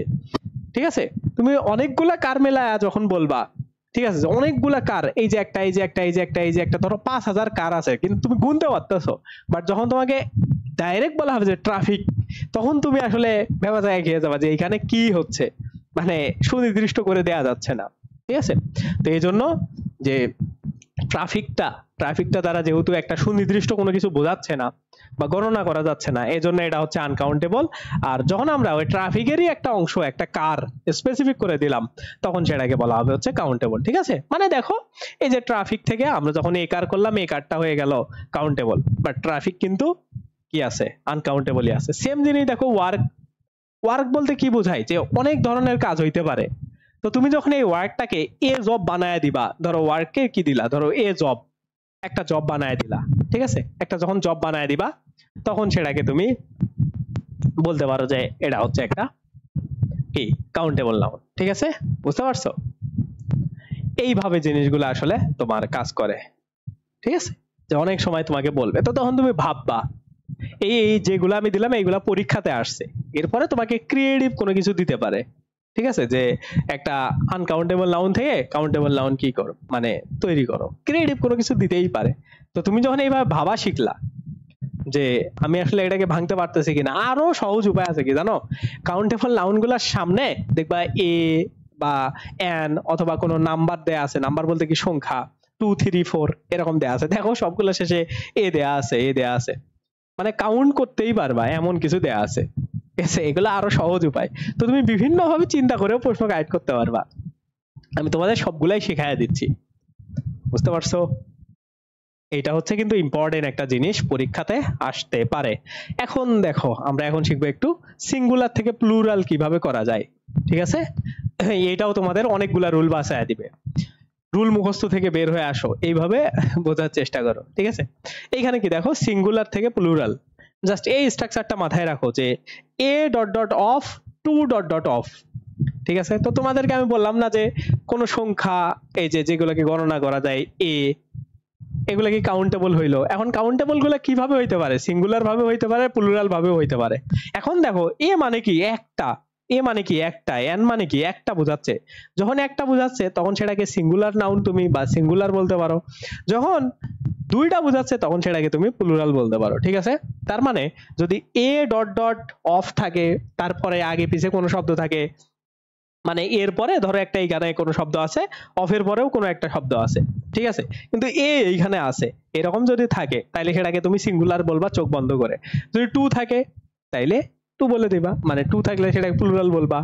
ঠিক আছে, এইভাবে আর কি তোমার বিষয়গুলাকে মানে বুঝতে হবে। ঠিক আছে, সেম যেমন দেখো, উদাহরণ দেখো, এখানে কি বলা আছে যে অ্যান লোফ অফ ব্রেড, মানে কি, ধরো একটা রুটির ফালা বা একটা রুটির অংশ, ঠিক আছে না, একটা রুটির অংশ, এটাকে যদি তুমি প্লুরাল বানাও, কি বলা আছে, টু লোভস অফ ব্রেড, মানে দুইটা রুটির অংশ, তার মানে একটা বুঝাইলে সেটাকে কি বলা হয়, সিঙ্গুলার।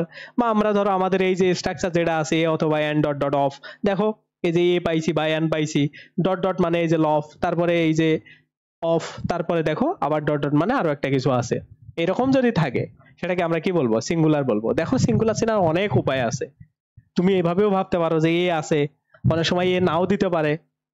ঠিক আছে, যদি না দেয় মানে এ দিবেই, না দিলে আসলে সিঙ্গুলার বানাইতে পারবে না। ঠিক আছে, যে একটা মানে সিঙ্গুলার মানে কি, যে একটা করে দেওয়া, অনেকগুলো তো করতে পারবে না, তো এই এন এইগুলা থাকবেই। বুঝতে পারছো? তোমাদের আমি অনেকভাবে বুঝাই দিলাম, যেভাবে ইচ্ছা ওইভাবে মনে রাখো, একটা ওয়ে মনে রাখলেই তুমি মাথায় রাখতে পারবা। ওকে, তো এইভাবে কিন্তু সিঙ্গুলার থেকে প্লুরাল এই জায়গা যতগুলা আছে, অনেকে তোমাকে বলবে যে মানে মুখস্থ করে নিও, মুখস্থ করার দরকার নেই, তুমি জাস্ট মানে জানো যে এ আছে, চিনতে পারছো যে এটা সিঙ্গুলার, জাস্ট মনে রাখো। পরীক্ষাতে অনেক সময় এই যে এগুলাতে এস বা ইএস না দিয়ে সেন্টেন্স কারেক্ট ঠিক করতে বলে, যেমন অনেক সময় দেখে এরকম করে একটা সেন্টেন্স অপশনে দিয়ে দিল, যে ধরো টু কি দিল, লভ অফ কি দিল, ধরো ব্রেড। ওকে, এটা একটা সেন্টেন্সে দিল, অথবা এরকম পরের সেন্টেন্সে দিল টু লভস অফ ব্রেড, ঠিক আছে, অফ ব্রেড এভাবে দিল। তো এই জন্য বুঝতে হয় যে এইখানে আসলে এস হবে নাকি এস হবে না। তো এই জন্য তোমরা যে উদাহরণগুলো দেয়া আছে শিটে বা তোমাদের বইয়ে সেগুলো পড়ে নিও, তাইলেই তোমরা হয়ে যাবে। বাসটা জাস্ট আমি তোমাদের অ্যাকচুয়ালি যে জায়গাটা থেকে তোমরা আটকে যাইতে পারো, যে প্রবলেমগুলো হইতে পারে, সেটা তোমাদেরকে শেখাই দিলাম। ওকে, ঠিক আছে। এখন দেখো, এখন আমরা দেখবো যে কাউন্টেবল এবং নন কাউন্টেবল, এইটা তোমাদের প্রায় কতগুলা 12টার মতো রুল ছোট করে দিবে। এই একটা রুল, 12টা রুল তোমার মুখস্থ করা লাগবে না, জাস্ট একটা টেকনিক মাথায় রাখো। যে কাউন্টেবল এবং আনকাউন্টেবল নাউনের মানে কখন তুমি আসলে বুঝবা, এটা কিন্তু খুবই গুরুত্বপূর্ণ। আজকের শেষ পড়া এইটাই, মানে এইটার পরে আর কোনো পড়া নাই, এটাই লাস্ট। এবং এটা সব থেকে বেশি গুরুত্বপূর্ণ, এটা থেকে প্রশ্ন আসে। জাহাঙ্গীরনগরের প্রশ্ন এটা থেকে মাস্ট আসে। আমি 2 বার জাহাঙ্গীরনগরের পরীক্ষা দিছি, এই জায়গা থেকে প্রশ্ন পাইছি। জাস্ট একটু মাথায় দাও, দেখবা যে অনেকগুলা রুল তোমার মাথা থেকে বের হওয়া লাগবে না। নাউন শেষ, এই টপিক পড়লেই নাউন শেষ, এই এই 2টা রুল পড়লেই শেষ। এত মানে সব কিন্তু কাভার হয়ে গেছে তোমার, তুমি বই খুলে দেখো। এখন দেখো কাউন্টেবল এবং আনকাউন্টেবল নাউন। ওকে, কাউন্টেবল এবং আনকাউন্টেবল নাউন। একটা জিনিস মাথায় রাখো যে এই শব্দগুলা যেখানেই থাকুক না কেন সেটা দ্বারা কাউন্টেবল বোঝাবে, এই পাশের শব্দগুলা যেখানেই থাকুক না কেন শব্দের মধ্যে সেগুলা দ্বারা আনকাউন্টেবল বোঝাবে। এবং সেই অনুসারে তোমার ভার্ব বসতে পারে বা অনেক কিছু বসতে পারে। তো এই জায়গা থেকে কি টাইপের প্রশ্নগুলো হয় দেখো, তোমাদের আমি রাইট ফর্ম অফ ভার্ব পড়ানোর সময় বলছিলাম যে তোমরা যখন রাইট ফর্ম অফ ভার্বের ক্লাসটা যারা করো নাই করবা, তখন দেখতে পারবা যে যত মানে আনকাউন্টেবল নাউন আছে এগুলাকে কি বলা হয়, সিঙ্গুলার। ঠিক আছে না? তো এই জন্য কিন্তু যখন তোমার শব্দের মধ্যে এই জিনিসগুলা দেখবা তখন বুঝতে পারবা যে এটা আনকাউন্টেবল এবং এটাতে সিঙ্গুলার ভার্ব বসাইতে হবে। ঠিক আছে, এইভাবে কিন্তু নাউনটা রাইট ফর্ম অফ ভার্বের সাথে কানেক্টেড হবে। তো এই জন্য এই জিনিসটা বুঝতে হবে, এই জিনিসটা একটু করে বোঝো। বুঝতে পারছো যে আনকাউন্টেবল নাউনটা কেন বোঝা অনেক বেশি গুরুত্বপূর্ণ? তুমি যদি বুঝতে পারো যে এটা আনকাউন্টেবল নাউন, তাইলে কিন্তু ওর পরের ভার্বটা তুমি সিঙ্গুলার বসাবা, প্লুরাল আর বসাবা না। এই জন্যই কিন্তু এগুলো বুঝতে হবে। এখন দেখো এখানে কি বলা আছে, few, a few, the few, এগুলার আমরা একটু অর্থ জানি আগে। ঠিক আছে, তাইলে আমাদের বুঝতে আরো সুবিধা হবে। ফিউ বলতে কি বোঝায়? খুব অল্প। এ ফিউ বলতে কি বোঝায়? অল্প কিছু। দা ফিউ বলতে বোঝায় হচ্ছে অল্প কিন্তু সবগুলা। ঠিক আছে, তিনটার কিন্তু তিনটা মিনিং দেখো। শুধু ফিউ মানে কি খুবই অল্প, মানে খুব অল্প মানে কি, ধরো আমি তোমাদের সংখ্যা দিয়ে বুঝাই। ধরো 1+2, ঠিক আছে, কত হইলো? 3। ওকে, তারপরে ধরো এইভাবে আমরা লিখলাম যে 2+2 হইলো কত? 4। ওকে, আরো ভালো করে বোঝাই তাইলে বুঝবেন। 2+3, এখানে 3 2 5 2 7। ওকে, এরপরে দেখো আমরা যদি এইভাবে লিখি যে 2+2+2+2+2, ওকে, 5 10। ঠিক আছে, তার মানে আমরা একটা গেম খেলতেছি, যে গেমটা 1 থেকে শুরু হয়েছে 10 পর্যন্ত গিয়ে শেষ হয়েছে। এটা একটা ছোট্ট একটা গেম। ওকে, ছোট একটা গেম। এখন এই ছোট গেমটার 3টা ফ্রেজ আমরা দেখলাম। এই যে এই ফ্রেজটাকে বলা হয় খুবই অল্প ফ্রেজ। 1+2 3 খুবই অল্প। তারপরের ফ্রেজটা কি দেখো, অল্প কিছু, মানে মিডল পর্যায়ে, যেটা খুবই অল্পও না তারপরে অল্প আবার সবগুলাও না। ঠিক আছে, এমনটাকে বলা হয় কি, অল্প কিছু ফ্রেজ। তারপরের অংশটা কি দেখো, অল্প কিন্তু সবকিছু। তার মানে কি আমরা 1 থেকে 10-এর গেম খেলতেছি, এই জায়গাতে সবকিছু মানে কি এই 10টা, মানে একদম অল্পের এক্সট্রিম পর্যায়ে। তোমাকে যদি আমি এইরকম একটা অল্পের মনে করো প্যারামিটার অঙ্কন করে দেখাই, ঠিক আছে, ধরো এইটা খুবই অল্প পর্যায়ে, মানে এই যে ধরো 3-এর পর্যায়ে, এইটা ধরো যে অল্প কিছু পর্যায় শুধু, যেটাতে আমরা 7-এর পর্যায়ে। আর এইটা ধরো 10, মানে অল্প কিন্তু এই যে সবগুলা মিলায়া। বুঝতে পারছো এখন? খুব অল্প, অল্প কিছু এবং অল্প কিন্তু সবগুলা, এইটা, এই জিনিসটা বুঝতে পারছো? এই জিনিসটা যদি বুঝতে পারো তাইলে তোমরা এই যে ফিউ, এ ফিউ এবং দা ফিউ কখন কোথায় বসাইতে হবে কিভাবে, এই জিনিসটা বুঝতে পারবা। ঠিক আছে, যে ফিউ বলতে মানে যদি কোনো সেন্টেন্স দ্বারা খুবই অল্প কিছু বোঝায়, যে একদম খুবই অল্প মানে একদম ন্যূনতম, ঠিক আছে, যে এরকম বলা হয়েছে যে ন্যূনতম তুমি 3 জনকে নিয়ে আসো, তখন কি তুমি দা ফিউ বোঝাবা? না। যদি আমি বলি যে তুমি 10 জনের সবাইকে নিয়ে আসো কিন্তু যাতে কম হয়, মানে 10 জন তো কম লোকজন, তুমি 10 জনকেই নিয়ে আসো, এরকম যদি আমি বুঝাইতাম তাইলে দা ফিউ বসাইতাম। যদি আমি বলতাম যে না তুমি 5-6 জনকে নিয়ে আসো, 10 জনও অল্প, তারপরেও তুমি আরো একটু অল্প কম নিয়ে আসো, এরকম যদি বুঝাইতাম যে অল্প কিছু, তাইলে আমি এ ফিউ বসাইতাম। বুঝতে পারতেছো যে কিভাবে এই ফিউ, এ ফিউ এবং দা ফিউ এর মানে ব্যবহারটা হবে? এইভাবে কিন্তু হবে। ঠিক আছে, সেম জিনিসটা এইখানে এসেও লিটলের ক্ষেত্রেও। ঠিক আছে, লিটলে কি দেওয়া আছে দেখো, লিটল শব্দের অর্থ কি? লিটল শব্দের অর্থ হচ্ছে খুবই অল্প। এ লিটল শব্দের অর্থ কি? অল্প কিছু।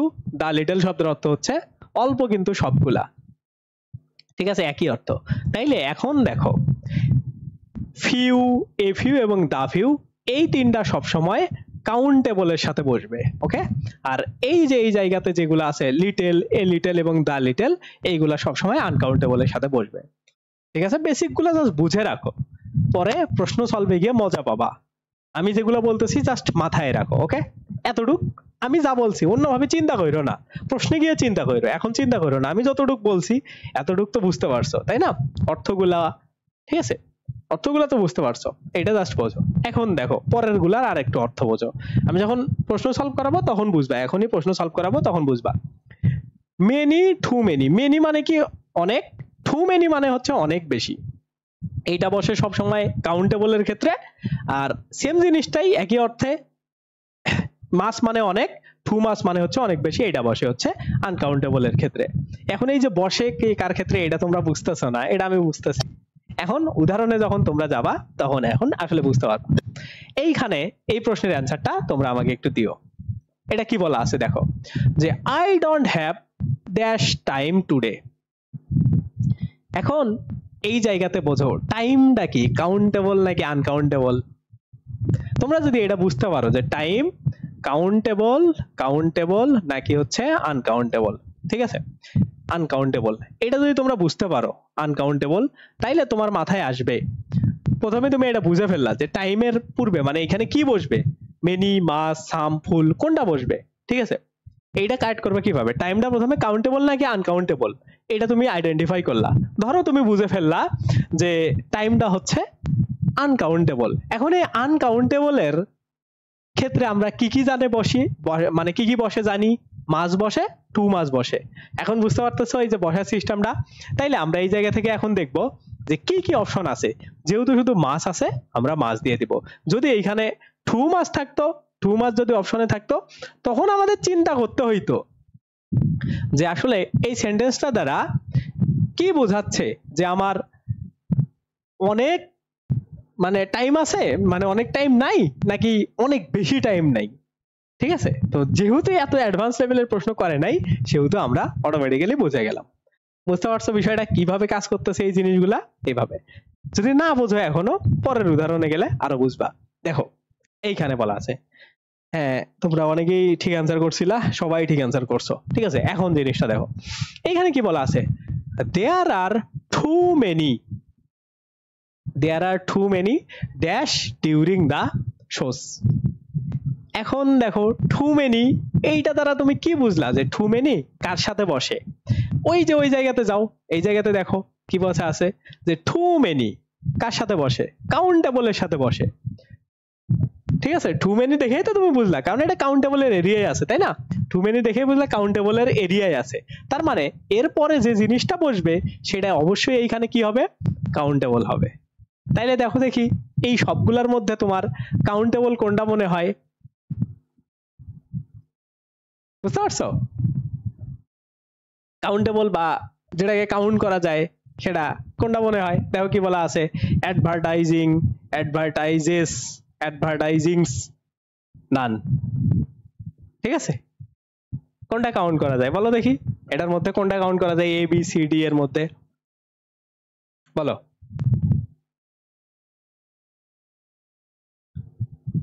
এটা খুঁজে পাচ্ছ না? দেখো আমি তোমাকে বোঝাই। আমরা কিছুক্ষণ আগে কি শিখলাম, যে আনকাউন্টেবল নাউন গুলা সবসময় সিঙ্গুলার হয়। সিঙ্গুলার মানে কি, তার সাথে ভার্বের সাথে এস বাই এস যুক্ত থাকবে না।